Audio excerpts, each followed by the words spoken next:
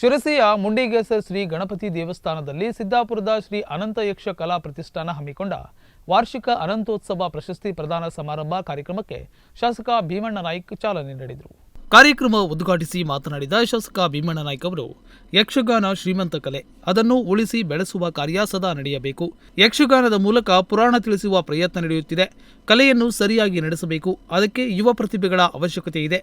ಕಲೆಯನ್ನ ಅರಿತು ಮುನ್ನಡೆಸಬೇಕು. ಯಕ್ಷಗಾನದ ದಾಖಲೆ ಕೆಲಸ ಕೂಡ ಆಗಬೇಕು ಎಂದು ಹೇಳಿದರು.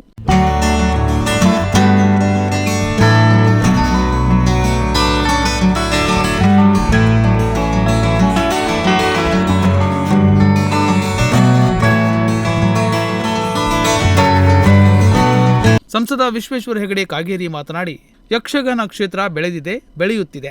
ಕಲಾವಿದರು ಬಡತನ ಪರಿಶ್ರಮದಿಂದ ಬೆಳೆಸಿದ್ದಾರೆ. ಯಕ್ಷಗಾನ ಅಕಾಡೆಮಿಯನ್ನ ಮಾಡಿಸಬೇಕು. ಯಕ್ಷಗಾನ ಕಲೆಯ ಮಹತ್ವ ಅರಿತು ಜೀವಂತಿಕೆಯನ್ನ ಇಟ್ಟುಕೊಳ್ಳಬೇಕು.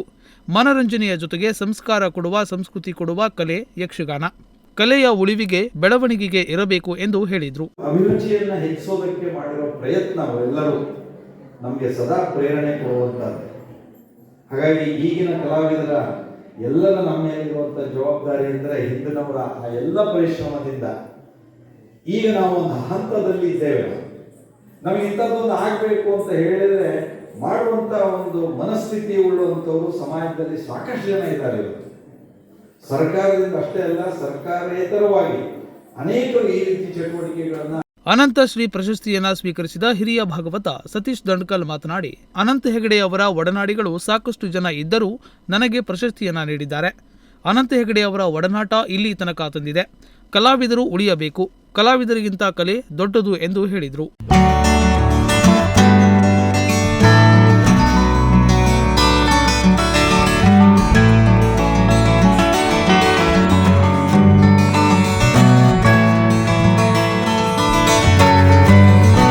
ಅತಿಥಿಗಳಾಗಿ ವಿದ್ಯಾವಾಚಸ್ಪತಿ ಉಮಾಕಾಂತ ಭಟ್ಟ ಕರಕೈ ಮಾತನಾಡಿ, 3 ಪ್ರದೇಶ ಇರುವ ಕದಂಬರ ನಾಡು ಉತ್ತರ ಕನ್ನಡ ಜಿಲ್ಲೆ.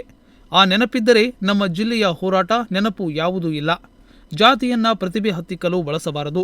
ಪರಂಪರೆಯ ರಕ್ಷಣೆಯನ್ನ ಮಾಡಬೇಕು ಎಂದು ಹೇಳಿದರು. ಹಿಮ್ಮೇಳ ವೈಭವದಲ್ಲಿ ಕೇಶವ ಹೆಗಡೆ ಕೊಳಗಿ, ಸತೀಶ್ ದಂಡ್ಕಲ್, ರವಿ ಮೂರೂರ್ ಗಾನ ವೈಭವ ನಡೆಸಿದರು. ಮದ್ದಲೆಯಲ್ಲಿ ಶಂಕರ ಭಾಗವತ, ವಿಘ್ನೇಶ್ವರ ಗೌಡ ಚಂಡೆಯಲ್ಲಿ ಸಹಕಾರ ನೀಡಿದರು. ಕನ್ನಡ ಮತ್ತು ಸಂಸ್ಕೃತಿ ಇಲಾಖೆ ಈ ಕಾರ್ಯಕ್ರಮವನ್ನು ಪ್ರಾಯೋಜಿಸಿತ್ತು.